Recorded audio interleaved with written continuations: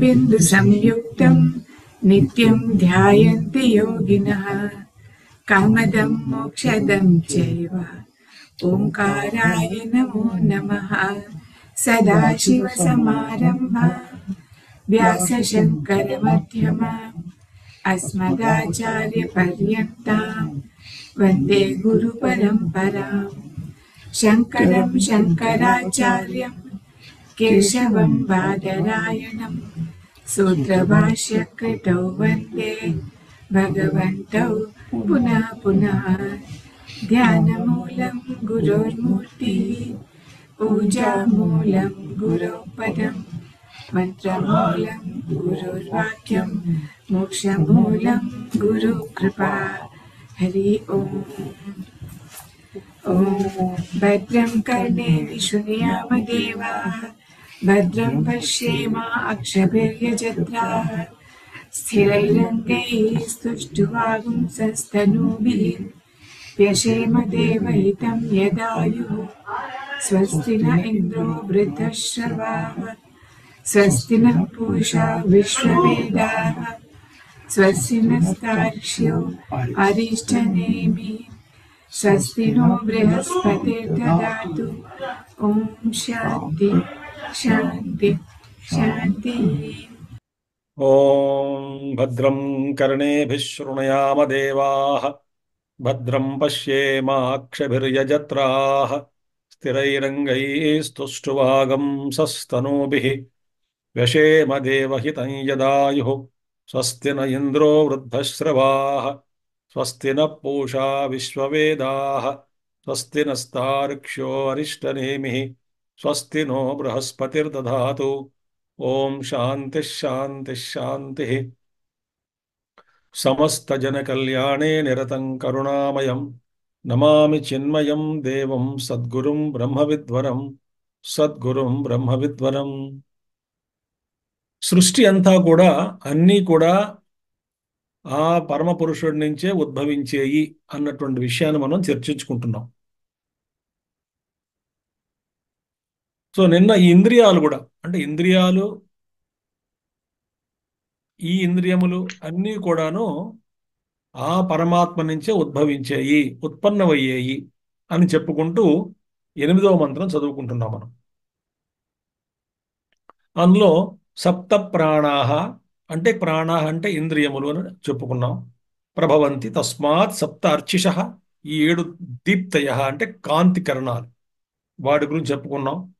సమిధః సప్త హోమాహ 7 సమిధలు అలాగే 7 హోమాలు చెప్పుకున్నాం. వాటి అర్థాలు ఏమిటో భాష్యం చెప్పుకున్నాం కాబట్టి మళ్ళీ దీని ఇంకా మళ్ళీ దాని గురించి ప్రస్తావించడం అనేటువంటిది ఉపయోగం లేదు. ఎందుకంటే కావాలనుకుంటే మళ్ళీ మీరు ఆ రికార్డింగ్ ఉంది కాబట్టి చూసి విని తెలుసుకోవచ్చు. మన సప్త ఇమే లోకాహ అన్నటువంటి విషయాన్ని మనం చర్చించుకోవాలి. వాళ్ళు సరే 7 ఇంద్రియాలు 7 అగ్నులు తర్వాత 7 సమిధులు అంటే 7 విషయాలు తర్వాత 7 హోమాలు అంటే 7 ఆహుతులు అవన్నీ కూడాను 7 లోకాలు. కించ అక్కడి నుంచి మొదలు పెట్టాలి. కించ సప్త ఇమే లోకాహ కించ సప్త ఇమే లోకాహ ఇంద్రియస్థానాని యేషు చరంతి సంచరంతి ప్రాణాహ. మనం మామూలుగా మన వాడుక భాషలో ఏమంటాం నువ్వు ఏ లోకంలో ఉన్నావు అని అంటాం కదా. ఏ లోకంలో ఉన్నావురా, ఈ లోకమైనా ఇంకెక్కడైనా ఉన్నావా అంటే లోకము అంటే ఏమిటి? ఒక స్థితిని సూచించేటువంటిది, స్థానాన్ని సూచించేటువంటిది లోకం. నీ స్థానం ఏమిటి అంటే ఏ లోకంలో ఉన్నావు స్థానం. అదేవిధంగా ఈ ఇంద్రియాలు కూడా ఏ లోకంలో ఉన్నాయి అంటే సప్త ఇమే లోకాహ ఇంద్రియస్థానాని. అలాగే ఈ 7 ఇంద్రియాలు ఏ ఏ స్థానాల్లో సంచరిస్తూ ఉంటాయో యేషు చరంతి సంచరంతి అంటే ఏమిటి? యేషు చరంతి అంటే అర్థం ఏమిటి? ఇక్కడ సంచరంతి అంటే దేని ఎందైతే ఉండి పనిచేస్తున్నాయో వీటినే సప్త గోళకములు అంటాం. గోళకములు అంటే ఇంద్రియములు, ఇంద్రియ గోళకం వేరు. చెవు ఇది గోళకం, ఆ లోపల శ్రవణేంద్రియం వేరు. కన్ను గోళకం సాకెట్. ఆ వెనకాతల నయనేంద్రియం వేరు. ఇవి అంటే ఆయా ఇంద్రియాలు ఆయా గోళకాలలో ఉంటూ దాని ద్వారానే వ్యక్తమవుతూ ఆయా విషయ వస్తువుల్ని గ్రహిస్తూ ఉంటాయి. వీటిని లోకములు అన్నారు. కాబట్టి 7 ఇంద్రియాలు కూడా అంటే 2 కళ్ళు, 2 ముక్కు రంధ్రాలు, 1 నోరు, 2 చెవులు, ఈ 7 ఇంద్రియాలు కూడా 7 లోకాల్లో ఉన్నాయి. అంటే వాటి ఇంద్రియ గోళకములు ఏదైతే ఉన్నాయో అవి ఈ ఇంద్రియాలకి లోకాలు, స్థానాలు. అది తర్వాత ప్రాణాహ యేషు చరంతి ఇది ప్రాణానాం విశేషణం ఇదం ప్రాణ అపానాది నివృత్త్యర్థం. ఇక్కడ ఇంద్రియాలు వీటిలో చరిస్తున్నాయి అన్నాం కదా. అంటే అనే పదానికి అది అర్థం ఏంటి అంటే యేషు చరంతి ఇది ప్రాణానాం విశేషణం. ఇందులో ఈ ప్రాణములు అంటే ఇక్కడ ఈ మామూలుగా ప్రాణాపానములుగా తీసుకోకూడదు అన్నటువంటి దాన్ని సూచించడానికి చరంతి అనేటువంటిది ఇది యేషు చరంతి అనేటువంటిది విశేషణం. చరంతి ఇది ప్రాణానాం విశేషణం. ఇక్కడ చరంతి అనే పదం విశేషణం. అది చరంతి అంటే అందులో ఉంటూ చరిస్తున్నాయో అని అంటాం కదా, చరించుట అనేటువంటిది. ఆ విశేషణం ద్వారా మనకేం అర్థమవుతుంది అంటే ఇవి ప్రాణ అపానములు అనేటువంటివి కాదు సుమా. ప్రాణము అపానము వ్యానము ఉదానము సమానము ఆ పంచప్రాణాలు కాదు. ఇక్కడ ప్రాణాహ అంటే చరంతి అనేటువంటి విశేషణం ఏం చేస్తున్నది? ప్రాణ అపానాది నివృత్త్యర్థం. అలా తప్పుగా అర్థం చేసుకోకుండా ప్రాణము అపానము అనేటువంటిది అని కాకుండా ఇక్కడ చరంతి అనేటువంటి విశేషణం ద్వారా మనకి ఇంద్రియములు అని చెప్పి ఇంద్రియములు అని చెప్పి తెలియజేస్తుంది ఉపనిషత్తు. గుహాయాం, గుహాయం అంటే శరీరే హృదయే వా స్వాపకాలే. గుహాయం అంటే ఒకటేమో గుహాయం అంటే శరీరంలో మళ్ళీ ఎక్కడని అర్థం వస్తుంది. ఈ ఇంద్రియాలు ఎక్కడున్నాయట? శరీరే అంటే హృదయంలో. ఎప్పుడు? స్వాపకాలే సుషుప్తి అవస్థలో. ఈ సుషుప్త అవస్థలో ఇంద్రియాలన్నీ కూడా ఆ సుషుప్త అవస్థలో లీనమై ఉంటాయి.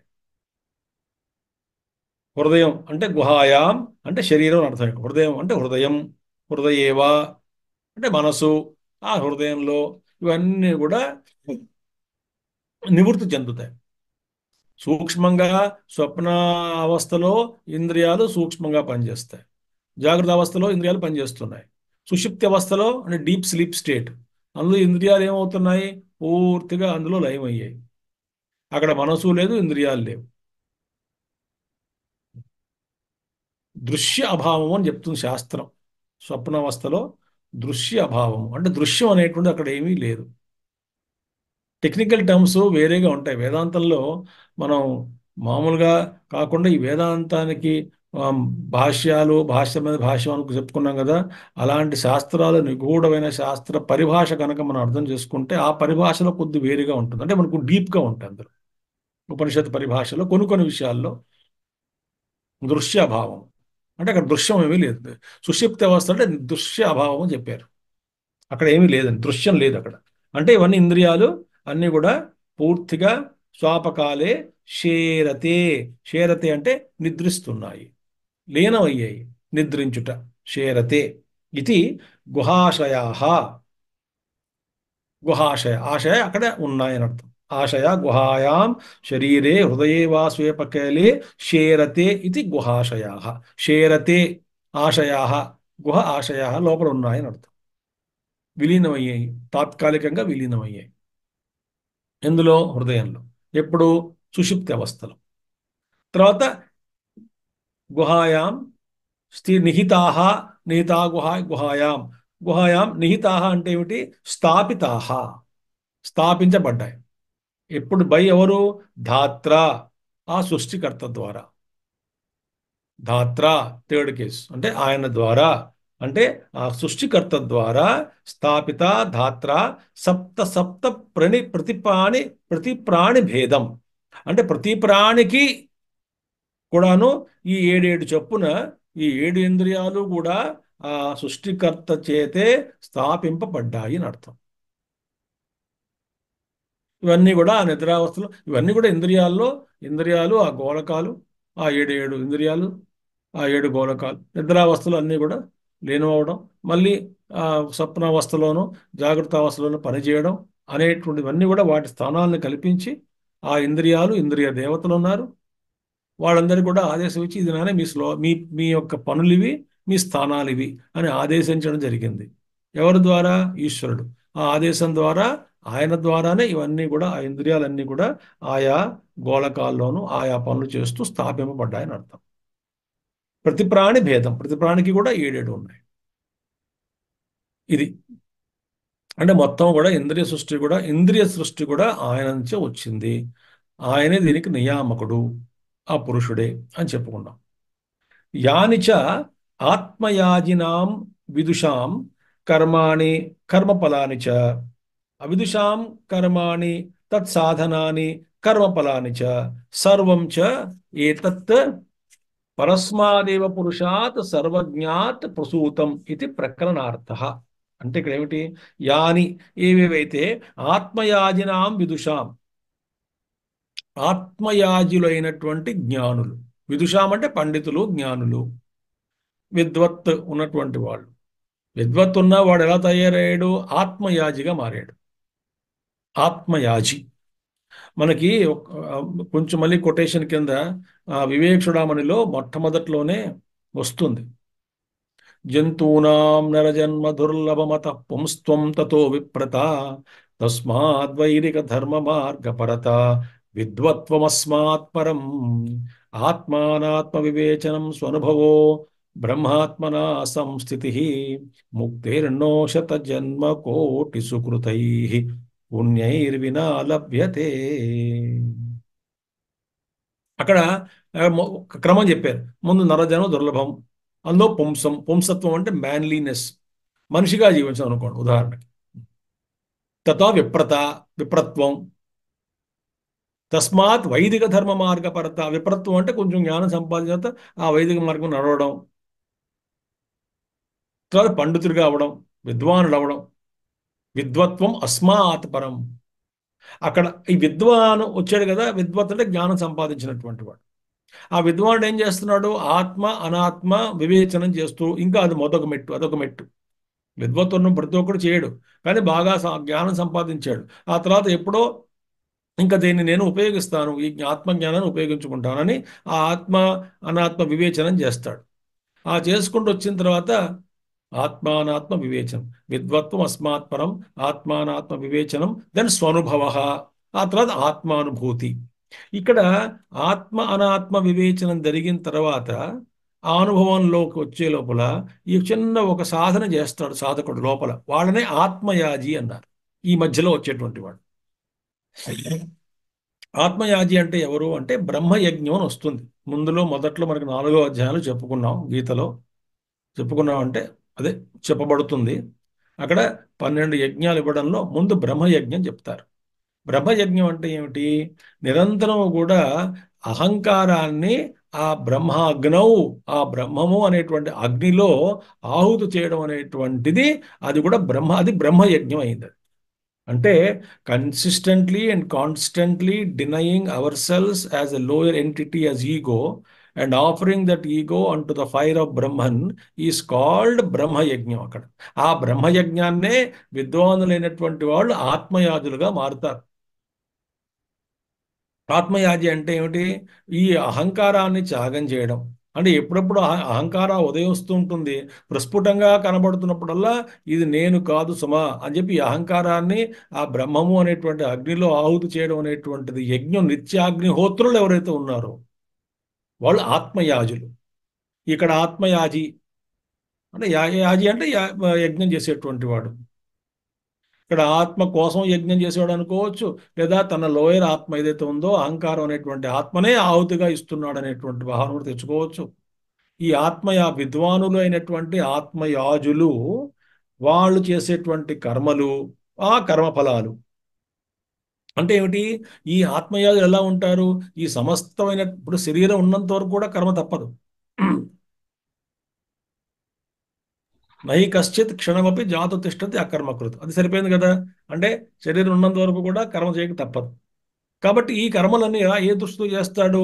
ఈ స్వరూపం నేనే, ఆ పరమాత్మకి భేదం లేదు సుమా, ఇదంతా జగత్తు కూడా బ్రహ్మస్వరూపమే.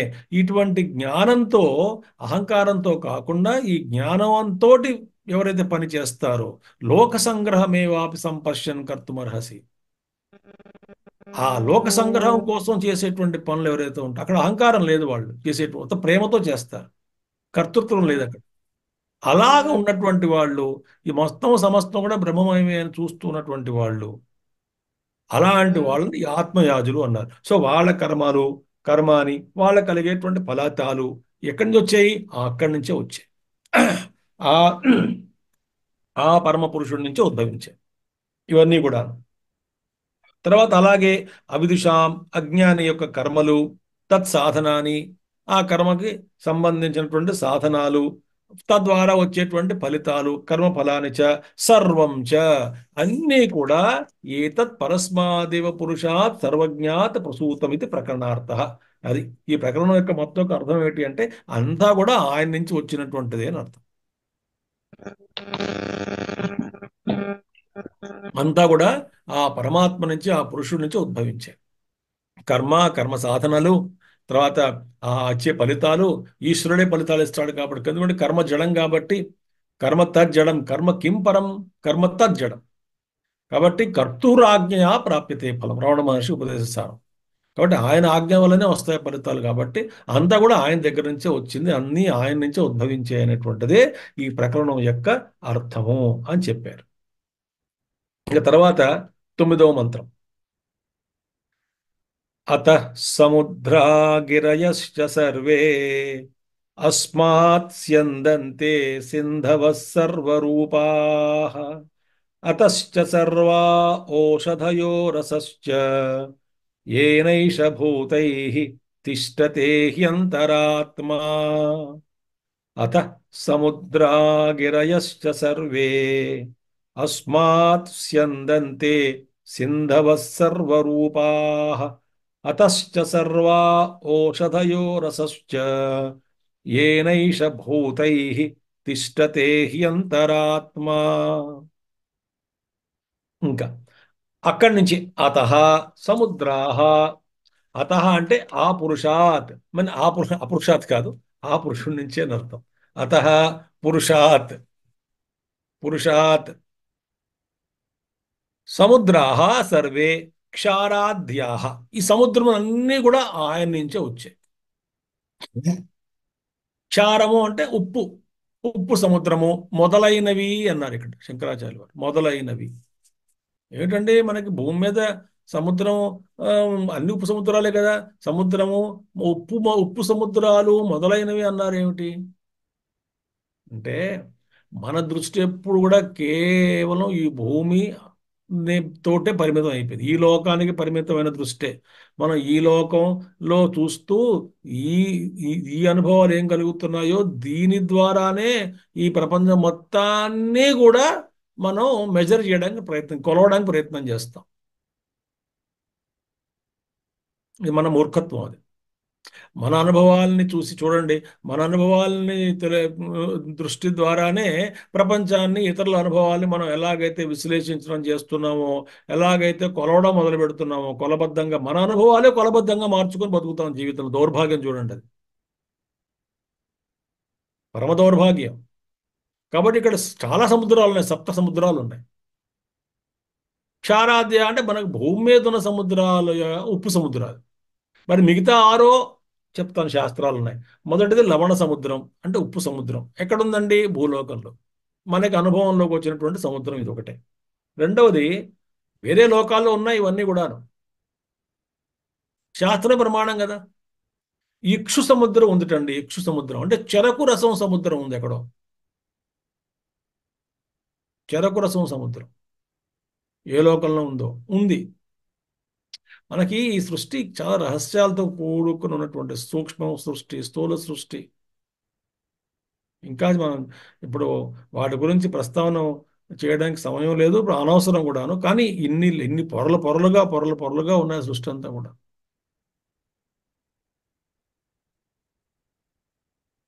ఒక్కొక్క పొరల్లో ఆ తలంలో, తలం అంటే ప్లెయిన్ అంటే లోకం, ఆ తలంలో ఉన్నటువంటి వాళ్ళు ఆ లో ఆ లోకంలో ఉన్నటువంటి వశే వస్తువులను గ్రహించడానికి ఆ లోకానికే పరిమితం చెందినటువంటి ఇంద్రియాలు ప్రసాదించడం, ఆ లోకానికి సంబంధించినటువంటి అనుభవాలు స్వీకరించడానికే పనికొచ్చేటువంటి ఆ ఇంద్రియములను ప్రసాదించాడు దేవుడు.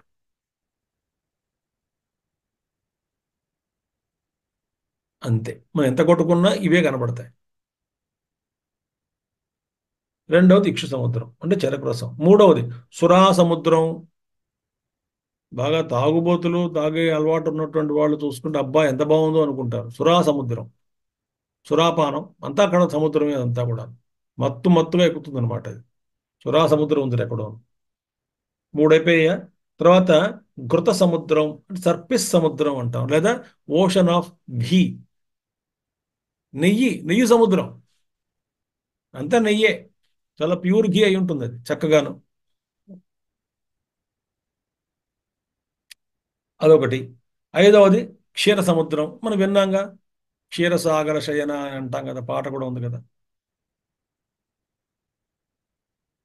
పాల సముద్రం. తర్వాత దధి సముద్రం, పెరుగు. నేను ఉత్తగా చూస్తున్నాను, పెరుగు, పాలు, నెయ్యి, పంచామృతాల్లో మూడు దొరికాయండి మనకి ఇక్కడ. పాలు, పెరుగు, నెయ్యి దొరికిపోయింది. పంచదార కూడా దొరికిందిగా, చెరుకు రసం నాలుగు దొరికిపోయాయి. ఇంకా మనకి దొరకంది ఏమిటి అంటే తేనె. ఆ, ఏడవది శుద్ధోదక సముద్రం అంటే శుద్ధమైన జలం, ప్యూర్ వాటర్. అందుకే ఆద్యాహ అంటే ఎట్సెట్రా అన్నారు ఆచార్యులు వారు. వాళ్ళకి ఇవన్నీ ప్రత్యక్షమే, ఇవన్నీ ప్రత్యక్షమే. అన్ని లోకాలు ప్రత్యక్షం అవుతాయంటే ప్రత్యక్షమే. ఎక్కడి నుంచి అక్కడికి వెళ్ళాలా, అక్కడికి వెళ్ళని అవసరం లేదు, ఇక్కడి నుంచి అన్ని లోకాలు చూడొచ్చు. దీనికైనా ప్రమాణం ఉందా అంటే ఉంది. మహాభారతంలో పాండవులు, అర్జునుడు ఒక్కడు కూడా స్వర్గానికి వెళ్ళినప్పుడు ఇంద్రుడు దగ్గర ఉన్నాడు కదా కొంతకాలం, 5 సంవత్సరాలు ఉన్నాడు అక్కడ ఇంద్రుడి దగ్గర. ఈ నలుగురు బాధపడుతుంటే లోమశ మహర్షిని పంపిస్తాడు స్వర్గం నుంచి అర్జునుడు. మా అన్నదమ్ములు ఏడుస్తున్నారు, ద్రౌపది అందరూ కూర్చుని నా కోసం, ఇంకా అర్జునుడు రాలేదని. అలా కూర్చుని ఏడ్చే బదులు ఒకసారి ఆయన మీ వాళ్ళందరినీ ఒక యాత్ర తీసుకెళ్ళని అంటాడు. అప్పుడు ఈ లోమశ మహర్షి వచ్చి అందరూ బాగున్నారు, అర్జునుడు బాగున్నాడు, మిమ్మల్ని అడిగాడని చెప్పి ఆతృతగా అడుగుతారు ఎలా ఉన్నాడు, ఏం చేస్తున్నాడని. అంతా బాగున్నారు. ఆయన ఇప్పుడు అర్జునుడు నీ కోరిక ఏంటంటే మిమ్మల్ని అందరినీ నాకు చెప్పాడు ఆయన తీర్థయాత్రలు చేయించమని, కాబట్టి బయలుదేరండి అంటాడు. సరే బయలుదేరారు. ఆ ప్రతి చోట ఆ తీర్థయాత్రకు వెళ్ళడం, అక్కడ ఉన్నటువంటి ఋషి తపస్సు చేసిన గురించి, ఋషి గురించి చెప్పడం, స్థల మహత్యం చెప్పడం, అక్కడ ఏం చేస్తే ఏం పుణ్యం వస్తుందని చెప్పడం, జపం చేసుకో, ఇక్కడ స్నానం చేసుకో, ఈ తీర్థంలో ఈ నదిలో నువ్వు ములుగు, 3 సార్లు ములుగు, బాగుంటుంది, ఇది బాగుంటుంది, ఇది వస్తుంది, అలా ఫలితాలను చెప్పుకుంటూ వస్తాడు లోమాస మహర్షి. ఒక చోట ఎక్కడో ఆ ఒక ప్రాంతంలో సముద్రంలో మునుగుతాడు యుధిష్ఠిరుడు. ఆ నదిలో స్నానం చేస్తూ నదిలో మునిగేసరికి ఒక్క ములుగు వేసి బయటకు వచ్చి గట్టిగా బిగ్గరగా అరుస్తాడు ఆనందంతో. ఏమిటి? "ఉమ్, ఓ మహర్షి, ఇదేమిటి, నాకు అన్ని లోకాలు కనబడుతున్నాయి అంటాడు ఇక్కడి నుంచే. బ్రహ్మలోకం దాకా అన్ని లోకాలు, అన్ని జీవులు చూస్తున్నాను, ఒక్కసారిగా అన్ని కనబడు, చాలా విచిత్రంగా ఉంది నాకు అన్నాడు. ఈ అనుభవం ఇక్కడ ఈ నదిలో చేస్తేనని. అంటే ఆయనకి కలిగింది అది, మిగతా తమ్ములకు కలగలేదు అనుభవం. అప్పుడు ఆ లోమశ మహర్షి అంటారు, అవును నాయన బాగానే అని చూసావు చక్కగాను, ఇప్పుడు బయటికి రా, మనం యాత్ర ఇంకా సాగిద్దాం. నువ్వు చూసావు కదా, నీకు దర్శనం కలిగింది, మంచిది అంటాడు. ఇవన్నీ విచిత్రం. అన్ని మళ్ళీ ప్రకృతి మీద ఈ పరమాత్మ మీద ఆరోపింపబడినటువంటి మాయాలోకాలే అన్నీ కూడా, ఇంక్లూడింగ్ అవర్ ఓన్ ఎగ్జిస్టెన్స్. కానీ నడుస్తున్నది. అనుభవం కలుగుతున్నంతసేపు దాన్ని ఏమంటాం మనం, వ్యావహారిక సత్యం అంటాం. ఇవన్నీ ఉన్నాయి. కాబట్టి ఆద్యాహ క్షారాద్యాహ గిరయశ్చ హిమవదాదయ అస్మాదేవ పురుషాత్. ఆ హిమాలయ పర్వతాలు అన్ని ఎక్కడి నుంచి వచ్చాయి? ఆయన నుంచి వచ్చినటువంటివే.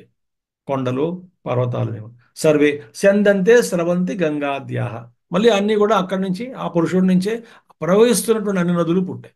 గంగా, ఇలాంటి సింధవ, నద్య, సర్వరూపాహ, అనేక రూపాలుగా ఉన్నటువంటి బహురూపాలు ఉండేటువంటి గంగా, ఇలాంటి నదులన్నీ కూడా ఆ పరమాత్మ నుంచే ఉద్భవించాయి. ఒక ఝరి వేరు కదా, ఒక నది యొక్క ఝరి వేరు. అది మనం చూస్తాం చక్కగా.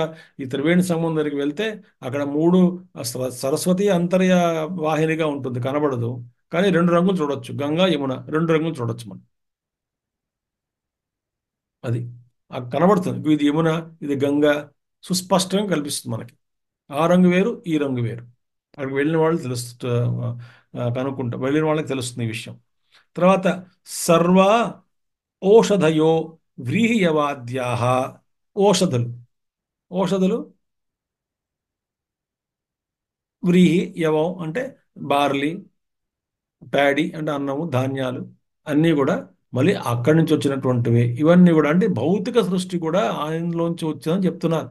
సమస్తమైన సూక్ష్మ సృష్టి ఆ పరమాత్మ నుంచి వచ్చినటువంటిదే, ఆ పురుషుడి నుంచి వచ్చినటువంటిదే. సమస్తమైనటువంటి స్థూల సృష్టి కూడా అక్కడి నుంచి వచ్చింది సుమా అని చెప్తున్నారు. అంటే ఆయనే ఇన్ని రూపాలుగా పరిణమించాడు అని చెప్తారు తర్వాత. తర్వాత రసశ్చ అంటే రుచులు, మధురాది, ఆది, షడ్విధో, ఏను రసే షడ్విధ రసులు, రసాలు, షడ్విధ రసం అంటాం కదా, షడ్ రుచులు అంటాం కదా. ఏమిటవి? అది ఆ, మధురాది, ఒకటి మనకు తెలుసు మనకి. ఒకటేమో తీపిదనం, ఒకటేమో ఉప్పు, రెండోదేమో మూడోది పులుపు, నాలుగోదేమో చేదు, బిట్టర్నెస్.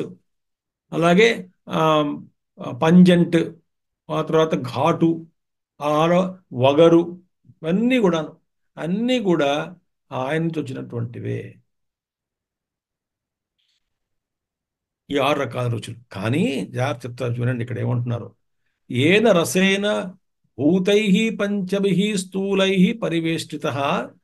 ఈ చూడండి, ఈ పంచమహాభూతాలతో తయారైనటువంటి స్థూల శరీరం అంటే సూక్ష్మ శరీరము, ఈ పంచమహాభూతాలతో తయారైనటువంటి స్థూల శరీరంతో కప్పబడింది. పరివేష్టిత. పంచమహాభూతాలతో తయారైనటువంటి ఈ యొక్క స్థూల శరీరం ద్వారా పరివేష్టించబడింది. అంటే సూక్ష్మ శరీరం లోపల సూక్ష్మ శరీరాన్ని ఈ పంచమహాభూతాలతో సృష్టించబడినటువంటి ఈ స్థూల శరీరం కప్పుతున్నది. దేన్ని? సూక్ష్మ శరీరాన్ని. చుట్టబడింది, పరివేష్టిత అంటే చుట్టబడింది. తర్వాత ఈ స్థూల శరీరం ఎలాగా చూడండి, అది ఏన రసేన భూతై పంచభి స్థూలై పరివేష్టిత తిష్టతే. ఈ యొక్క సూక్ష్మ శరీరం తిష్టతే ఉన్నది, నిలిచింది అక్కడ. ఇక్కడ శరీరంలో ఉన్నది, సూక్ష్మ శరీరం ఉన్నది లోపల. అది ఉండడానికి కారణం ఏమిటి? తోడ్పడేది ఏమిటి అంటే ఈ రుచులే, ఈ షడ్రుచులే. ఏమిటంటే ఈ షడ్రుచులు స్థూలం కదా, ఈ షడ్రుచులు సూక్ష్మ శరీరానికి అస్తిత్వానికి ఉపయోగపడుతుంది. ఆ సూక్ష్మ శరీరం లోపల ఉన్నది. ఈ షడ్రుచులచే పోషింపబడినటువంటి స్థూల శరీరము, పరివేష్టించబడినటువంటి స్థూల శరీరం చేత సూక్ష్మ శరీరం నిలబడుతున్నది అన్నారు కదా. ఈ షడ్రుచులు సూక్ష్మ శరీరానికి వెళ్ళడం ఏమిటి అంటే, ఒక విధంగా చూసుకుంటే మనం జాగ్రత్తగా వినండి. ఎప్పుడైతే ఈ స్థూల శరీరం సరిగా పౌషిక పదార్థాలతో సరిగైనటువంటి ఆహారం తోటి దీనికి దీనికి మనం సప్లై చేయకపోతే, సరఫరా చేయకపోతే, ఈ సరైనటువంటి ఆహారము, స్థూల శరీరం సరిగా ఉండదు కదా. అలాంటి సరిగా ఉండనటువంటి స్థూల శరీరంలో జీవుడు ఉండడం కష్టం. ఆ జీవుడు ఆ శరీరాన్ని త్యజించేస్తాడు, నాకు పనికిరాదు సుమా అని. ఎప్పుడైతే ఈ షడ్రుచులతోటి చక్కగా శరీరం ఆ, ఆరోగ్యంగా ఉంటూ నరిష్మెంట్, ఆహారాలు, ఈ ఆరు రుచుల వల్ల పౌష్టికంగా శరీరం తయారయ్యి ఆ శరీరం ఆరోగ్యంగా ఉండడం వల్ల లోపల ఉన్నటువంటి జీవుడు కూడా ఉండగలుగుతాడు. ఎప్పుడైతే ఈ శరీరంలో ఇంకా మరీ ఇబ్బందులు అయిపోయాయి, ఇంకా దీనివల్ల ఇంకా ఈ నరిష్మెంట్ పౌష్టిక ఆహారం దొరకకపోతే పౌష్టికం అనేటువంటిది లేకపోతే పుష్టి కలగకపోతే శరీరానికి ఆ శరీరంలో జీవుడు ఉండడు. జీవుడు ఆ శరీరాన్ని త్యాగం చేసేస్తాడు, త్యజించేస్తాడు. ఎందుకంటే శరీరంలో ఉండడం అనేటువంటిది దుఃఖం ఎక్కువ. శరీరాన్ని త్యజిస్తే ఉన్నటువంటి సుఖం వేరు. అలాంటి శరీరంలో ఉండడం, రోగమయ శరీరంలో ఉండడం, పౌష్టికంగా లేనటువంటి శరీరంలో ఉండడం జీవుడికి ఇష్టం లేదు కాబట్టి దాన్ని త్యజించేస్తాడు. కాబట్టి సూక్ష్మ శరీరంలో ఉండాలి, స్థూల శరీరంలో ఉండాలంటే కూడా ఈ స్థూల శరీరం కూడా ఈ విధమైనటువంటి రుచులతో, అంటే 6 రకాల రుచులతో ఉన్నట్టు. అందుకే మన ఉగాది నాడు అన్ని రుచులు తినాలి అంటారు. దానికి ఒక రకరకాల అర్థాలు ఉన్నాయి. ఒకటేమో పౌష్టికం, అన్ని రుచులు తినాలి, అలవాటు చేసుకోవాలి, అన్ని రుచులు కావాలి శరీరానికి, మొదటిది. రెండవది జీవితం అనేటువంటిది షడ్ రుచులు అలాగా ఉంటుంది కాబట్టి అవి తినండి అన్న అనుభవాలు ఉంటాయి జీవితంలో అని ఒక అర్థం. మళ్ళీ ఆ కాల విశేషం కూడా ఉంది కాబట్టి ఆ కాల విశేషంలో అలాంటి పదార్థాలు తింటే కూడా ఆరోగ్యము అని చెప్పి మరొక వైద్య రూపంలో అదొక విషయం, అదొక ఇది. ఇన్ని కోణాల నుంచి కూడా ఉగాది అనేటువంటిది మనం జరుపుకుంటే చాలా విశేషాలు ఉన్నాయి అందులో, ఆ ఉగాది పచ్చడి తినడంలో. కాబట్టి షడ్విధో ఏన రసేన, ఏ రసము ద్వారా అంటే ఏ రుచుల ద్వారా, భూతై పంచభై స్థూలై పరివేష్టిత తిష్టతి అంతరాత్మ. అంతరాత్మ అంటే లింగం, సూక్ష్మం శరీరం. లింగ శరీరం ఉండడానికి ఇవన్నీ తోడ్పడుతున్నాయి. ఇంకొకటి, మనం తినేటువంటి ఆహారం 3 భాగాలుగా విభజించబడి స్థూలమైనటువంటి, అంటే ఆహారంలో కూడా పనికిరానటువంటి పిప్పి ఈ శరీరం తోసేస్తుంది, బయటపడేస్తుంది, విసర్జిస్తుంది అపానవాయు ద్వారా. మొదటిది. మధ్య భాగం ఏదైతే ఉందో ఆహారంలో, అది శరీర నిర్మాణంలోకి వెళ్ళిపోతుంది. మాంసము, మధ్య, ఇలాంటి వాటిలో అందులో కూడా కొన్ని శ్రేణులు ఉంటాయి మధ్య భాగంలో కూడాను. ఆయా శ్రేణుల్ని బట్టి ఆయా శరీరానికి, ఆయా అంగములకి ఆమ్, వెళ్ళి ఆ అంగాలకి ఆమ్, ఆ పుష్టిని కలిగిస్తూ ఆ మధ్య భాగం అనేటువంటిది వెళ్తుంది. శరీర నిర్మాణంలో తోడ్పడుతుంది ఆ మధ్య భాగం. ఇంకా సూక్ష్మ భాగం ఉంది, చాలా రిఫైన్డ్ ఎనర్జీ అది. ఆ రిఫైన్డ్ ఎనర్జీ మనసుకి వెళ్ళిపోతుంది. సూక్ష్మమైనటువంటి ఆహారం అంటే శ్రేష్టమైనటువంటి భాగం, మధ్య భాగం, ఉత్తమమైనటువంటి భాగం. ఆ భాగం ఎందులోకి వెళ్ళిపోతుంది అంటే మనసులోకి వెళ్తుంది. మనసు అంటే సూక్ష్మ శరీరమే కదా. నిర్మాణంలో ఈ యొక్క భాగం వెళ్తుంది. అందుకనే సాత్విక ఆహారము అన్నారు. ఎందుకంటే సూక్ష్మమైనటువంటి ఆ ఉత్తమమైనటువంటి భాగం ఆహారంలో అది మనసులోకి వెళ్తుంది కాబట్టి మనం సాత్విక పౌష్టిక ఆహారం తీసుకుంటే ఆ మనసుకి ఈ యొక్క ఉత్తమమైనటువంటి శక్తి అందింపబడుతుంది ఆహారం ద్వారా. కాబట్టి మనసుకి శక్తి ఎక్కడి నుంచి వస్తుంది అంటే ఆహారం ద్వారానే వస్తుంది. అందుకే ఉపనిషత్తులో వస్తుంది, ఓ 15 రోజులు నాయన భోజనం మానేయి, ఒక్క రోజు ఒక్క పొద్దు తగ్గించుకుంటూ పో. చాంద్రాయణ వ్రతం, ఇలా రకరకాల వ్రతాలు ఉంటాయి. ఒక్క రోజు 15 రోజులు భోజనం మానేసి నీళ్ళని బతుకు, తర్వాత మెల్లిమెల్లిగా తిను. ఎలా ఉంటుంది? అమ్మా నాకు నీరసంగా వచ్చింది, ఆలోచన శక్తి లేదు, మంత్రాలు చదవలేను, వేద మంత్రాలు ఉచ్చారించలేను, ఆలోచించలేను, ధ్యానం చేయలేను. ఎందుకని? మరి మనసులో కదా చేయాల్సిన పనులు, శరీరాన్ని కదా నీకు అన్నం ఇవ్వలేదు. మనసు బాగానే ఉంది కదా అంటే కాదు. ఈ యొక్క ఎనర్జీ శక్తే ఆ మనసుకు వెళ్తుంది కాబట్టి మనసు కూడా ఏం చేయలేదు ఆహారం లేకపోతే. మళ్ళీ క్రమక్రమంగా తినుకుంటూ వెళ్ళు, భోజనం 1 ముద్ద 2 ముద్దలు తిను. అదే మళ్ళీ నెమ్మదిగా 10-15 రోజుల్లో మనసు మళ్ళీ ఉల్లాసంగా తయారవుతుంది. కాబట్టి ఉత్తమమైనటువంటి భాగం ఏదైతే ఉన్నదో ఆహారంలో, అది మనసుకు అందుతుంది, మనసు నిర్మాణంలో తోడ్పడుతుంది. కాబట్టి ఆ సూక్ష్మ శరీరం కూడా ఈ రసముల మీదనే ఆధారపడింది, మంచి ఆహారం మీద. అదొక అర్థం. ఇంక తర్వాత ఇది దాన్ని ఏమన్నారు? దాన్ని సూక్ష్మలింగం, అంతరాత్మ అన్నారు. అంతరాత్మ అంటే సూక్ష్మ శరీరము. సూక్ష్మ శరీరం అంటే ఏమిటి అంటే జ్ఞానేంద్రియాలు 5, కర్మేంద్రియాలు 5, పంచప్రాణాలు, మనసు, బుద్ధి, ఈ 17తో కూడుకుని ఉన్నటువంటిది సూక్ష్మ శరీరం. మనసు, బుద్ధి, మనసు, చిత్తాహంకారం, ఇవన్నీ వీటన్నిటితో కూడుకుని ఉన్నటువంటిది సూక్ష్మ శరీరం. జీవుడు. అందుచేతనే శరీరం వదిలిన తర్వాత కూడా ఇంద్రియాలు ఉంటాయి కాబట్టి వాడికి ఆకలి దప్పికలు ఉంటాయి. అందుకనే తర్పణం అని చెప్పారు ఋషులు. మరి ఇక్కడ ఇస్తే అక్కడ ఎలా అందుతుంది అంటే ఇదే జలం అన్ని లోకాల్లో ఉన్నది. ఇక మనకి అసలే మనకి బొత్తిగా అసలు ఎంత అజ్ఞానంగా తయారయ్యామంటే అసలు ఏమి మన శాస్త్రాలు చదవకుండా ఉన్నాం. అసలు ఏదైనా సరే సృష్టి సూక్ష్మం నుంచి స్థూలం దిగింది కదా. అవును. అంటే ప్రతీది కూడా ఏదైతే స్థూలంగా మనకు లభ్యం అవుతున్నదో అది ముందు సూక్ష్మ లోకాల్లో ఉన్నది. ఆ సూక్ష్మ స్థాయి దాటి ఈ స్థూలానికి దిగొచ్చింది. అన్ని లోకాలు ఏ పదార్థం అన్ని లోకాలు ఈ పంచమహాభూతాలతో తయారు చేయబడ్డాయి. కాబట్టి ఈ జలం ఇక్కడే కాదు, అన్ని లోకాల్లో ఉంది. ఇక్కడ ఉన్నటువంటి జలం వేరు అంటే ఈ జలతత్వమే. కానీ అక్కడ ఉన్నటువంటి జలం వేరు. వేరు అంటే అది సూక్ష్మంగా ఉన్నటువంటిది, ఇది స్థూలంగా దిగి వచ్చినటువంటి జలం. కాబట్టి ఈ జలం అంతా ఒకటే మళ్ళీ. ఇదంతా కూడా అవ్యక్త నుంచి ఈ యొక్క వ్యక్తమైన సృష్టి వరకు కూడా matter is continuous, not discontinuous.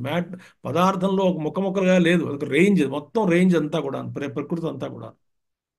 కాబట్టి నేను ఇక్కడ ఉన్నటువంటి అగ్ని ద్వారా ఏ లోకంలో ఉన్న అగ్నినైనా సరే నేను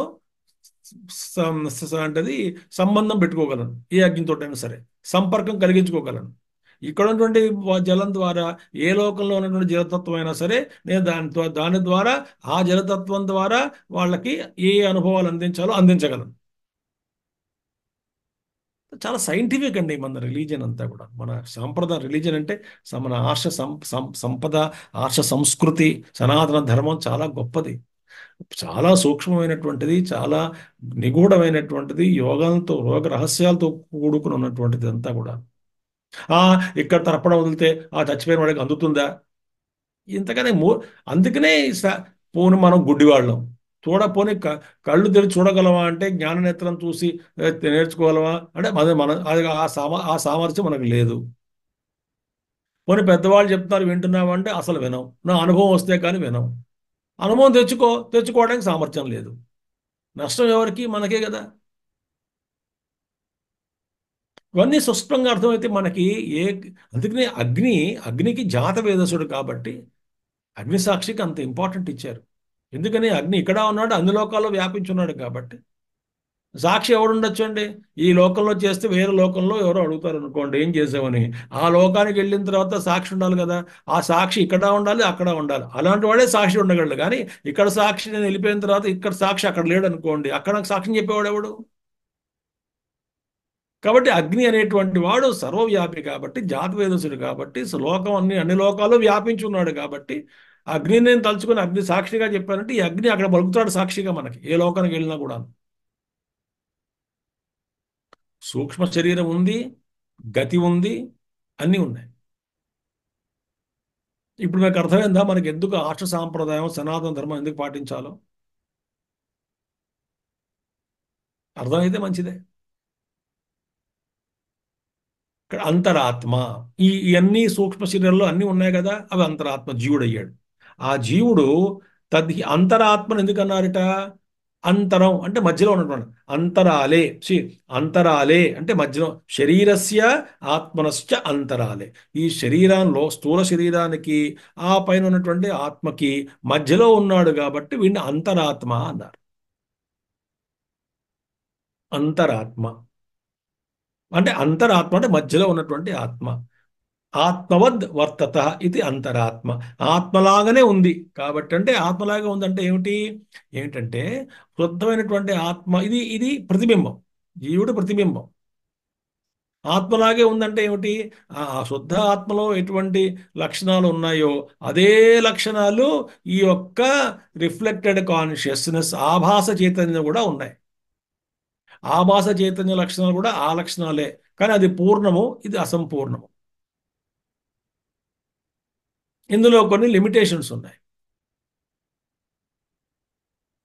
అది సర్వవ్యాప్తమైనటువంటిది. ఇది కేవలం శరీరంతో పరిమితమై ఉన్నటువంటిది ఈ చైతన్యం, జీవుడు. శరీరే ఏవ భవః ఇది జీవః. జీవుడికి ఈశ్వరుడికి తేడా ఏమిటి? ఈశ్వరుడు శరీరంలో ఉన్నాడు, జీవుడు శరీరంలో ఉన్నాడు. కానీ మరి ఈశ్వరుడు శరీరంలో ఉన్నాడు, జీవుడు శరీరంలో ఉన్నాడు అంటే మరి వీళ్ళిద్దరికి తేడా ఏమిటండి అంటే జీవుడు శరీరే ఏవ భవః అంటే శరీరం మాటలోని మట్టుకే ఉన్నాడు. ఈశ్వరుడు శరీరంలో కాదు, సర్వాంతర్యామిగా ఉన్నాడు, శరీరంలో కూడా ఉన్నాడు, సర్వాంతర్యామిగా ఉన్నాడు. అది భేదం. అందుచేత ఈ రెండిటికి మధ్య ఆత్మలాగా వ్యవహరిస్తున్నాడు కాబట్టి, అంటే ఆ చైతన్యం ఉన్నటువంటి లక్షణాలే ఈ లక్షణాలు కనబడుతున్నాయి. ప్రతిబింబం సూర్యుడు ఉన్నాడు, సూర్యుడిని మనం ప్రతిబింబం తీసుకున్నాం, ఒక అద్దం పెట్టుకున్నాం, అద్దంలో అది ప్రతిబింబించబడింది. అద్దం నుంచి వచ్చేటువంటి కాంతి కూడా ప్రకాశించగలదు కదా వస్తువుల్ని, అది కూడా వేడి చేయగలదు కదా వస్తువుల్ని. అంటే వేడి చేయుట, ప్రకాశించుట అనేటువంటి ధర్మములు శుద్ధమైనటువంటి ఆ సూర్యనారాయణలోనూ ఉన్నాయి. ఆయన అవి అవి అవి ధర్మాలు. అలాంటి ధర్మాలే ఈ రిఫ్లెక్టెడ్ ప్రతిబింబించినటువంటి సూర్యుడు కూడా కనబడుతున్నాయి కాబట్టి, అంటే ఆ లక్షణాలే ఇందులో కనబడుతున్నాయి. కానీ అదేమో అనంతం అనుకోండి, ఇదేమో చాలా వెష్టి పరిమితమైనటువంటి ఫంక్షన్స్తో కూడుకుని ఉన్నటువంటిది. కాబట్టి ఆత్మలాగా ఉన్నది.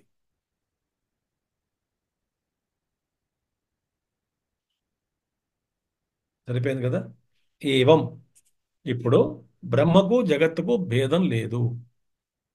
ఎందుకని? కార్యము కారణానికి భేదం లేదు. కారణం నుంచే కార్యం పుట్టింది. కాబట్టి కార్యం అనేటువంటిది కారణం యొక్క రూపాంతరమే, కానీ వేరుగా లేదు, భిన్నంగా ఉండడానికి అవకాశం లేదు. ఆ కారణ స్వరూపం ఏమిటి? జగత్ కారణ స్వరూపం ఏమిటి అంటే, ఆ జగత్ కారణం అనేటువంటిది సర్వవ్యాపిగా ఉన్నటువంటి వాడు అనంతుడు కాబట్టి, అక్కడి నుంచి వచ్చినటువంటిది ఏదైనప్పటికీ కూడా దాని యొక్క అది కార్యమే కాబట్టి, కారణం అనేటువంటిది కార్యాన్ని వ్యాపించి ఉంటుంది కాబట్టి, ఈ కార్యం అనేటువంటిది ప్రత్యేకించి భిన్నంగా లేదు కాబట్టి, ఈ కార్యరూపంగా కనబడుతున్నటువంటి కారణం మిథ్య అన్నారు. ఏవం పురుషాత్ సర్వమిదం సంప్రసూతం. ఈ విధంగా ఆ పరంపురుషుడి నుంచి ఈ సమస్తము కూడా ఉత్పన్నమైంది. అతః అందుకనే వాచారంభణం వికారో నామధేయం అనృతం. ఈ సృష్టి అంతా ఆ వికారమే. సృష్టి నామ వికారం, వాచారంభణం వికారో నామధేయం. ఏదో మనం పేరు పెడతాం కదా, ఆ పేరే వికారం. ఆ పేరు ఎక్కడి నుంచి వచ్చింది అసలు? ఎందుకు? ఇది కొండ, చూడండి, ఇది కొండ అని ఎవరు అంటున్నాం? మనం అంటున్నాం. మట్టి అంటుందా? మట్టి అన్నదు. ఇది జగత్తు అని మనం ఎవరు అంటున్నాం? జీవుడు అంటున్నాడు జగత్ అని, ఈశ్వరుడు అంటున్నాడు జగత్ అని. ఆయన అండు అసలు ఆయనకి అన్ని భిన్నమే లేదు. ఏదో మనకు అవతారం ఎత్తినప్పుడు వ్యవహారం కోసం, మనకు అర్థం చేయడం కోసం చెప్తాడు, కానీ ఆయనకి జగత్తుకి భేదం లేదు కాబట్టి ఇది జగత్తు. ఈ నామకరణం చేసేది ఎవరండి? జీవుడే కదా. కాబట్టి ఈ నామకరణం చేయడంలోనే ప్రాబ్లం, సమస్య అంతా కూడా. ఈ వికారం ఎక్కడుంది? వాక్కులో స్థితమైంది. వాచారంభణం వికారో నామధేయం. మృతికేత్యేవ సత్యం, మట్టే సత్యం. పురుష ఇది ఏవ సత్యం. కాబట్టి ఆ పురుషుడే సత్యము, అతడు ఒక్కడే ఏవ. ఆ పురుషుడు ఒక్కడే సత్యము, మిగతాదంతా కూడా అసత్యము. మిథ్య, అసత్యం అంటే మిథ్య అంటే కనబడుతుంది కానీ శాశ్వతం కాదు. మనకు అజ్ఞానవస్థలో కనబడుతున్నది, జ్ఞానవస్థలో ఇది ఉండదు. ఉంటుందంటే కనబడినా కూడా ఇది దీని స్వరూపం వాస్తవంగా బ్రహ్మస్వరూపమే తెలుస్తుంది, భిన్నంగా లేదని తెలుస్తుంది, స్వతంత్రంగా ఇది దీనికి అసత్తా లేదని తెలుస్తుంది.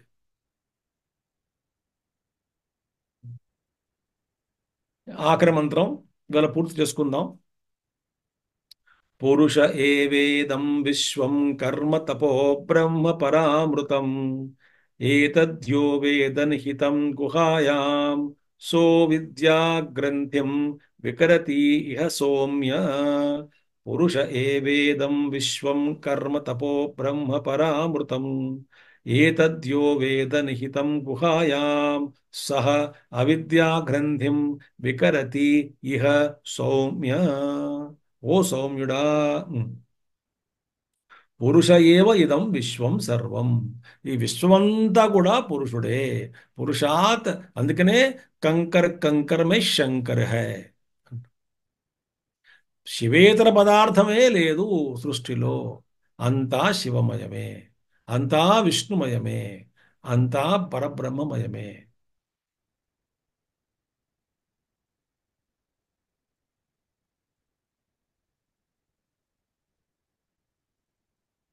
అంతా బ్రహ్మమయమే. బ్రహ్మం ఒక్కటే, పరబ్రహ్మం ఒక్కటే. ఆ ఒకటే అన్నప్పుడు ఇంకా ఇంకా రెండోది లేదు. దానికి అందుకే అద్వైతం అన్న. పురుష ఏవ ఇదం విశ్వం సర్వం. నా విశ్వం నామ పురుషాదన్యత్ కించిదస్తి. పురుషుడి కన్నా వేరుగా విశ్వం అనేటువంటిది ఏదీ లేదు. ఆ విశ్వం అనేది కొత్తగా ఉందండి, వేరుగా అసలు పురుషుడి కన్నా విశ్వం అనేటువంటిది ఏదీ లేదు. అది అది అర్థం. మట్టి కన్నా కొండ అనేది ఏమీ లేదు. బంగారం కన్నా ఆభరణం అనేది ఏదీ లేదు. ఇది ఆభరణము, వడ్డానము, గొలుసు అని ఎవరు అంటున్నాము? మనం అంటున్నాము. బంగారం అంటుందా? బంగారం అనదు. ఎందుకని? బంగారం బంగారంగానే ఉంటుంది. అది మా బంగారం కాబట్టి. మనం అంటున్నాం. కాబట్టి ఆ బంధం చూడండి. ఇది వడ్డానము, ఇది నెక్లెస్, ఇది ఉంగరము అని అన్నప్పుడే బంధం.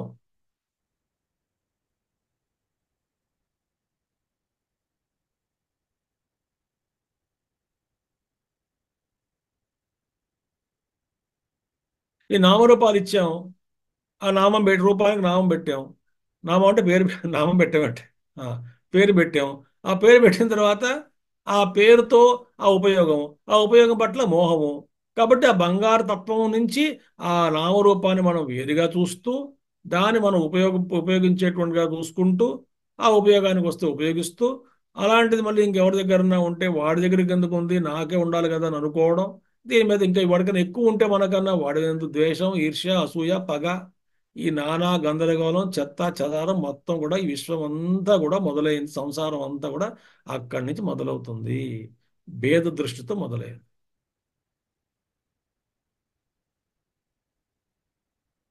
నామరూపాలే మనం మోహింపజేస్తాయి కానీ బంగారం మోహంలో పెట్టదని చూసుకోండి జాగ్రత్తగా. బంగారం మనల్ని మోహింపజేయటం లేదు. ఎందుకంటే అది బంగారం అంటే మోహం, బంగారం అంటే మోహం కాదు. బంగారం నుంచి వచ్చేటువంటి ఏవో కొన్ని లాభాలు ఉన్నాయి. ఆ వడ్డానాలో, గొలుసులో, లేకపోతే ఉంగరాలో, లేదా దాని యందు డబ్బు చూసో, లేకపోతే దాని సెక్యూరిటీ చూసో, ఇలాంటివన్నీ చూసి మోహం పడుతున్నాం. కానీ ఆకృతిని చూసి మనం మోహం పడుతున్నాం. నిజానికి బంగారమే తత్వం మొత్తం. కాబట్టి విశ్వం నామ పురుషాదన్యత్ కించిదస్తి అత యదుక్తం తదేవ ఇదం అభిహితం.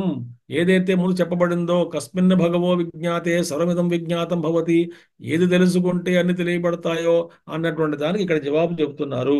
ఏమిటది? తదేవ ఇదం అభిహితం, మళ్ళీ అది చెప్పబడుతున్నది, రీఇటరేటెడ్, వర్తించి ఆ, చెప్పడం జరుగుతున్నది. ఏమిటది? అదే చెప్పారు. అయినా పురుషుడే ఇదంతా కాబట్టి, దీనికన్నా భిన్నంగా ఇది లేదు కాబట్టి, ఆ పురుషుని తెలుసుకుంటే ఇదంతా తెలియబడుతుంది. కారణం తెలుసుకుంటే కారణ విజ్ఞానేన కార్యజ్ఞానం భవతి సంభవతి. అందుచేత కస్మిన్ భగవో విజ్ఞాతే సర్వమిదం అవిజ్ఞాతం భవతి ఇది అనేటువంటి ప్రశ్న ముందు ఏదైతే వేశారో, యదుక్తం ఏది చెప్పబడిందో అదే ఇది ఇక్కడ చెప్తున్నారు. ఏ తస్మిన్ హి పరస్మిన్ ఆత్మని సర్వకారణే పురుషే విజ్ఞాతే పురుష ఏవ ఇదం విశ్వం న అన్యదస్తి ఇది విజ్ఞాతం భవతి. ఏ తస్మిన్ హి పరస్మిన్ ఆత్మని, ఇలాంటి ఆ పరమాత్మనే, ఆ పరమాత్మను తెలుసుకుంటే, సర్వకారణే ఏదైతే సర్వకారణమైనటువంటి పరమాత్మ తెలుసుకుంటే, విజ్ఞాతే తెలుసుకుంటే, పురుష ఏవ ఇదం విశ్వం అని విజ్ఞాతే, ఈ పురుషుడే ఇదంతా విశ్వం అని చెప్పి తెలుసుకున్నప్పుడు నా అన్యదస్తి ఇది విజ్ఞాతం భవతి. అప్పుడు ఇంతకన్నా దీనికన్నా భిన్నంగా ఇంకా ఏమీ లేదు అనేటువంటి విజ్ఞానం కలుగుతుంది. ముందు ఆయన తెలుసుకుంటే ఇంకా ఆయన కన్నా ఇంకా ఏదీ లేదన్నటువంటి పదార్థం లేదని తెలుసుకున్నప్పుడు, అదే నేను అని అనుభవం తెచ్చుకున్నప్పుడు ఇంకా మోహం ఎక్కడిది? కత్ అత్ర కో మోహ కశోక ఏకత్వం అనుపశ్యత. కిం పునః, ఇంకా ఏం విశేషాలు ఇందులో కిం పునః మోర్ ఓవర్ ఇదం విశ్వం ఇది ఉచ్యతే. అది. ఈ విశ్వం అంటే ఏమిటి అంటే చెప్పబడుతుంది. ఇదం విశ్వం ఉచ్యతే. ఈ విశ్వం అంటే ఏమిటో చెప్పబడుతుంది. ఏమిటి విశ్వం? జాగ్రత్తగా వినండి. మనం ముందు చెప్పుకున్నాం మనం. ఇక్కడ పరీక్ష లోకాన్ కర్మచితాన్ మంత్రంలో లోకము అంటే ఏమిటో అక్కడ మనం ప్రస్తావించాం సరిగ్గా కూడా. బాగా మనం కొంచెం సమయాన్ని కేటాయించి చదువుకున్నాం. లోకము అంటే ఏమిటి అని. లోక్యంతే, దృశ్యంతే అని. ఇక్కడ లోకం అంటే ఏమిటి, విశ్వం అంటే ఏమిటి, కర్మ. విశ్వం అంటే కర్మ ఏమిటండి? విశ్వం అంటే కొండలు, ఆ, పుట్టలు, చేమలు, ఇవి కదండి విశ్వం అంటే. ఈయన కర్మ అంటాడు ఏమిటి ఇక్కడ అంటే చూద్దాం. కర్మ, అగ్నిహోత్రాది లక్షణం, తపస్సు, అగ్నిహోత్రాలు లక్షణాలతో కూడుకున్నటువంటిది కర్మ. కర్మ అంటే కర్మకాండ. ఈ కర్మ, ఏ కర్మ, కర్మ చేయడం, కర్మ ఫలితం, కర్మ సాధనం, ముందు చెప్పుకున్నాగా. విదుషం అవిదుషాం, కర్మ, కర్మ సాధనాన్ని, కర్మ ఫలాలు, ఇవన్నీ కూడాను. తర్వాత అగ్నిహోత్రాది లక్షణం, అలాగా అగ్నిహోత్రము మొదలైన కర్మ. తర్వాత తపస్సు. తపస్సు అంటే చెప్పుకున్నాం మనం. తపస్సు అంటే జ్ఞానం, తత్కృతం ఫలం అన్యత్. తపస్సు అంటే జ్ఞానం. ఇక్కడ తపస్సు అంటే యస్య జ్ఞానమయం తపః. ఇక్కడ జ్ఞానం అంటే ఉపాసన అని అర్థం. అలాగే యస్య జ్ఞానమయం తపః అని వస్తుంది. కాబట్టి తపః జ్ఞానం, తత్కృతం ఫలం అన్యత్. తర్వాత ఉపాసన వల్ల కలిగేటువంటి ఫలితం అంటే కర్మ, ఉపాసన. ఇక్కడ జ్ఞానం అంటే ఉపాసన పెట్టుకోండి. కర్మ, జ్ఞానం, తత్కృతం ఫలం అన్యత్, ఏతావద్ హి ఇదం సర్వం. ఇక్కడ ఎందుకంటే తత్కృతం ఫలం అన్యత్, దానివల్ల వచ్చేటువంటి ఫలితం ఏదో అదొకటి అన్నాం కదా. అందుకని శుద్ధమైన జ్ఞానానికి, ఇక్కడ శుద్ధమైన జ్ఞానం తీసుకున్నాం అనుకోండి, జ్ఞానం తత్కృతం ఫలం అన్నాం అనుకోండి, ఆ ఫలం జ్ఞానం కన్నా భిన్నంగా లేదు కాబట్టి ఇంక వేరే ఫలం ఉండదు కదా, జ్ఞానమే ఫలం, జ్ఞాన ఫలం అంటాం. కాబట్టి ఇక్కడ అన్యత్ అన్నారు కాబట్టి ఇక్కడ ఉపాసన తీసుకోవాలి. ఏతావధి ఇదం సర్వం. ఇది అంతే, ఇది విశ్వం అంతా ఎంత మాత్రమే. ఏమిటి? కర్మ, తపస్సు, ఇదే. అంటే కర్మ, జ్ఞానము, ఉపాసన, వీటితోటే ఈ సృష్టిలో విశ్వం అంతా ఇదే. అంటే ఏమిటి? విశ్వం ఎందుకు వచ్చింది? అనేక రకాలైనటువంటి జీవులు ఆ ముందు విశ్వంలో, ప్రళయంలో ఆ అవ్యక్తంగా ప్రకృతిలో నిద్రిస్తూ వాళ్ళకున్నటువంటి అనేక వాసనలు, కర్మ ఫలితాలు, కర్మ బీజాలు, వాటినన్నింటినీ కూడా ఖర్చు చేసుకోవడానికి, వాటికి అనువుగా అంటే ఏ ఏ లోకాలు సృష్టిస్తే ఆయా వాసనలు తీరుతాయో, కాబట్టి నాకు గులాబ్ జామ్ కావాలి కాబట్టి గులాబ్ జామ్ సృష్టించాలి. ఇక్కడ రసగుల్లా తినాలి ఉందండి, రసగుల్లా సృష్టించాలి. ఈ లోకాల్లో ఈ అనుభవాలు చేయాలి, నా కోరికలు ఉన్నాయి. అసంఖ్యాకంగా ఉన్నటువంటి జీవుల కోరికలన్నిటినీ కూడా ఆ కోరికలను అనుసరించి వాళ్ళకి ఆ అనుభవాలను ప్రసాదించడానికి తదనుగుణంగా సృష్టి చేయబడింది. Universe is created, projected, depending upon the collective vasanas or the seeds of ignorance or seeds of the vasanas or samskaras of all of the countless beings. In their deep sleep state, when they were completely identified and became one with Avyakta Prakriti or unmanifest nature, when they are there, in the beginning of this creation, present creation, they're all to be brought forth. They are to be manifested into this world. So they have each one of them different tendencies కాబట్టి ఆయా కోరికలను బట్టి తదనుగుణంగా సృష్టి చేయాలి. ఎందుకంటే మనం ఎవరో 10 మంది వస్తారు భోజనాలు మన ఇంటికి, మనం అడుగుతామా లేదా? మరి మీ అందరికీ ఏమి ఇష్టం రా, ఏం వండాలని అడుగుతాం కదా. మామూలుగా అడుగుతాం. ఏం తింటారు మీరు? రొట్టెలా, అన్నమా, టిఫినా? రాత్రికి ఏం తింటారండి? టిఫిన్ చేస్తారా, చేయాలా? భోజనం చేస్తారా, అన్నం తింటారా, రొట్టెలు తింటారా, టిఫిన్ చేస్తారా, పలహారం చేస్తారా? ఇది చెప్పాలి కదండి మీరు, అంటాం కదా. అంటే ఏమిటి? ఆ వాసనలు బట్టి మనం వండుతాం కదా.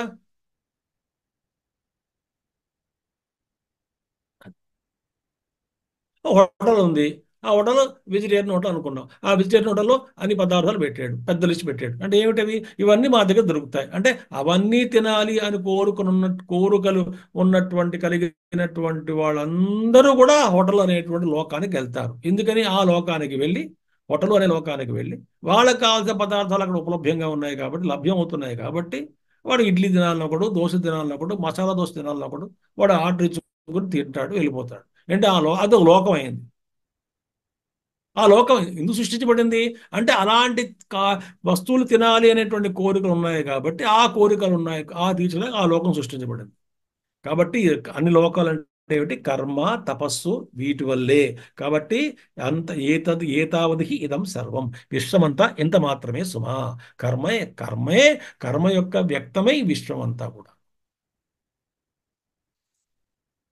బ్యూటిఫుల్. తచ్చ ఏతద్ బ్రహ్మణ కార్యం.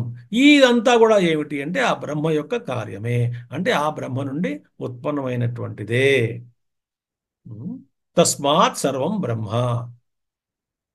కాబట్టి అందులో ఉత్పన్నమైంది కాబట్టి ఆయన ఈశ్వరుడు అభిన్న నిమిత్త ఉపాదాన కారణం కాబట్టి, అంటే ఆయనే ఉపాదాన కారణం, ఆయన నిమిత్త కారణం, ఆయనే మెటీరియల్ కాజు, ఆయన ఎఫిషియంట్ కాజు. ఎందుకని? ఆయన కన్నా భిన్నంగా ఇంకేమీ లేదు కాబట్టి. కాబట్టి ఆయన నుంచి వచ్చినటువంటి సృష్టి మనం చెప్పుకున్నాగా, సాలెపురుగు ఉదాహరణ. ఆ సాలెపురుగు నుంచి ఎలాగైతే ఇవన్నీ బయటకు వస్తాయో, మళ్ళీ అందులో లీనమవుతుందో, అదే విధంగా సృష్టి అంతా కూడా ఆయన నుంచి వచ్చింది. ఆయనే ఇదంతా కూడాను. బ్రహ్మ పరామృతం, అది పరం అండ్ అమృతము. అంటే పరము అంటే అన్నిటికన్నా శ్రేష్టమైనటువంటిది, గొప్పదైనటువంటిది. అమృతమైనటువంటిది అంటే మృతం లేనటువంటిది, శాశ్వతమైనటువంటిది. చేంజ్లెస్ అని చెప్పండి, మార్పు లేనటువంటిది, అది శాశ్వతమైనటువంటిది. అటువంటి అమృతం అహమేవ ఇది, అది నేనే సుమా అని అనుభవపూర్వకంగా ఎవరైతే తెలుసుకుంటారో, సాధన ద్వారా, తమ తమ వాసనల ప్రక్షాళన ద్వారా, తపస్సు ద్వారా, తపస బ్రహ్మ విజిజ్ఞాసస్వ. తపస్సే, తపస్సే, తపస్సు, తపస్సు, తపస్సు, తపస్సు, తపస్సు. మనం వంట వండాలన్నా చిన్న తపస్సు చేయాలి. ఏం సాధించాలో తపస్సు చేయాలి. మరి బ్రహ్మ పదార్థం సాధించాలంటే చాలా తపస్సు కావాలి. కాబట్టి అహమేవ ఇది యో వేద నిహితం స్థితం గుహాయాం. ఎవరైతే ఇదంతా నేనే అని తమ హృదయంలో తెలుసుకుంటారు. ఎందుకంటే హృదయ స్థానమే అనుభవంకి స్థానం. అనుభవం పొందాలంటే ఎక్కడ పొందాలంటే యా- బయట ఏం లేదు. మన హృదయంలో ఆ అనుభవాన్ని తెచ్చుకోవాల్సిందే. మన హృదయమే కేంద్రం. గుహాయాం హృది సర్వప్రాణినాం స ఏవం విజ్ఞానాత్. అంటే గుహాయాం స్థితౌ అంటే ఎవరైతే అందరి హృదయాల్లో ఉన్నటువంటి ఆ పరమాత్మని తెలుసుకుంటాడో, తన హృదయంలో తెలుసుకుంటాడో. స్థితం గుహాయాం హృది సర్వప్రాణినాం స ఏవం విజ్ఞానాత్. అంటే అందరి హృదయాల్లో ఉన్నటువంటి ఆ పరమాత్మను ఎవడైతే తన హృదయంలో తెలుసుకుంటాడో, ఎందుకంటే హృదయమే ఆ యొక్క ప్లేస్ ఆఫ్ రియలైజేషన్. ఆత్మానుభూతి ఎక్కడ కలుగుతుంది అంటే హృదయంలోనే కలుగుతుంది. స ఏవం విజ్ఞానాత్ అవిద్యాగ్రంథిం గ్రంథిమివ దృఢీభూతాం అవిద్యావాసనాం. ఈ అవిద్యా గ్రంథి ఏదైతే ఉన్నదో, అంటే అవిద్య కామ కర్మ అనేటువంటి ఒక చిక్కుముడి. ఆ చిక్కుముడి అనేటువంటిది ఈ విజ్ఞానం వల్ల అవిద్యా గ్రంథిమివ దృఢీభూతాం, చాలా గట్టిగా పీఠముడి అంటాం మన తెలుగులో. పీఠముడి అంటే చాలా కష్టం. ఆ అంత చిక్కుముడి పీఠముడి అంటాం, అది తీయడం కష్టం. అలా కాబట్టి ఈ అవిద్యా గ్రంథి అంత గట్టిగా, చాలా పటిష్టంగా ఉంది ఆ గ్రంథిని. అలాంటి గ్రంథిని కూడా ఈ విజ్ఞానం అనేటువంటిది, అంటే ఈ ఆత్మజ్ఞానం వల్ల అవిద్యావాసనం వికిరతి. ఈ అవిద్యావాసన అంటే సంస్కారాలన్నింటినీ కూడా వికిరతి అంటే విక్షిపతి, నాశయతి అని అన్నారు. అంటే మొత్తం కూడా అన్నీ కూడా తొలగించుకుంటాడు. విక్షిపతి, క్షిపణం అంటే తోసేయడం, విసరడం, అన్ని దూరం పడేస్తాడు అనమాట, ఖాళీ చేసేసుకుంటాడు. నాశనం చేసుకుంటాడు ఈ సంస్కారాలన్నీ కూడాను. ఇహ ఎప్పుడు ఇక్కడే, చచ్చిన తర్వాత కాదు, శరీరం విడిచిన తర్వాత కాదు, మరణానంతరం కాదు. జీవన్నేవ న మృతః. ఇక్కడున్నప్పుడే, శరీరం ఉన్నప్పుడే అటువంటి అనుభవాన్ని పొందుతాడు. ఎవరైతే పొందుతారో వాడికే ఈ జ్ఞానం అనేది, అమృతత్వం, మోక్షం అనేది కలుగుతుంది. మృతస్సన్ ఏ సౌమ్య ప్రియదర్శన. ఓ సౌమ్యుడా, గ్రహించు, తెలుసుకో నాయన. ఇది నాయన, ఈ విశ్వం అంతా అందులోంచే వచ్చింది. కాబట్టి అది కారణం, ఇది కార్యము. కారణము, కారణమే కార్యము. ఇంత కూడా ఈ సూక్ష్మ సృష్టి, స్థూల సృష్టి అంతా కూడా ఆయన నుంచి ఉద్భవించింది. కాబట్టి నిన్ను నువ్వు తెలుసుకో. ఎప్పుడు ఎక్కడ తెలుసుకోవాలి? ఎవరు తెలుసుకోవాలి? ఆయనే కారణం కాబట్టి అందరి హృదయాల్లోనూ, అందరిలో కేంద్రం ఆయనే. అందరి హృదయాల్లో ఉన్నటువంటి వాడు వాడే. నీ హృదయంలోనూ ఉన్నటువంటి వాడే. కానీ ఇన్ని హృదయాలు ఉన్నట్ట కదా, ఇక అందరి దగ్గర తెలుసుకో కాదురా నాయన. అన్ని హృదయాల్లో ఉన్నప్పటికీ ఆ రియలైజేషన్, ఉపలబ్ధి స్థానం మటుకు, ఆత్మజ్ఞానం కలిగించడానికి స్థానం మటుకు నీ హృదయమే. కాబట్టి అది ఎవరైతే తెలుసుకుంటారో వాడికి అవిద్యాగ్రంథి అనేటువంటి తొలగిపోతుంది. మాయ నుంచి బయటకు వస్తాడు, తన స్వరూపం ఏమిటో తెలుసుకుంటాడు. అప్పుడే సంసారం నుంచి ముక్తి, అదే ఆనంద స్వరూపము. ఒక్కసారి కనుక అనుభవం కలిగితే మళ్ళీ ఈ మోహంలోకి పడడు. ఇది ఉపనిషత్తు యొక్క వాక్యం. ఇది అథర్వవేదీయముండకోపనిషద్ భాష్యే ద్వితీయముండకే ప్రథమఖండ సమాప్తం. శుభం. రెండవ ముండకంలో ప్రథమ ఖండం మనం పూర్తి చేసుకున్నాం. ఇది కేవలం కూడా ఆ గురువుల యొక్క కృపే. ఆదిశంకరులు, దక్షిణామూర్తి, మా గురుదేవులైన స్వామి చిన్మయానంద వారి కృప, ఇంకా ఇతరత్ర మహానుభావులు చాలామంది ఆశీస్సులు ఇవ్వడం వల్ల మనం ఇది పూర్తి చేసుకున్నాం. వీటితో సగం పూర్తయింది ముండకోపనిషత్తు. అంటే 6 ఖండాలు ఉన్నాయి. 6 ఖండాల్లో 3 ఖండాలు అయ్యాయి. మిగతా 3 నిదానంగా చెప్పుకుందాం. మన చేతుల్లో ఏమీ లేదు. మన పిలకలన్నీ ఆయన చేతుల్లో ఉన్నాయి కాబట్టి ఆయన ఎలా ఆడిస్తే అలా ఆడుతున్నాం. శుభం. స్వస్తి. ఓం పూర్ణమద పూర్ణమిదం పూర్ణాత్ పూర్ణముదచ్యతే పూర్ణస్య పూర్ణమాదాయ పూర్ణమేవావశిష్యతే. ఓం శాంతి శాంతి శాంతి. హరి ఓం శ్రీ గురుభ్యో నమః. హరి ఓం సద్గురునాథ మహారాజ్ కీ జై. దక్షిణామూర్తి సమస్త గురు పరంపరాయే నమః. శుభం. స్వస్తి. హరి ఓం.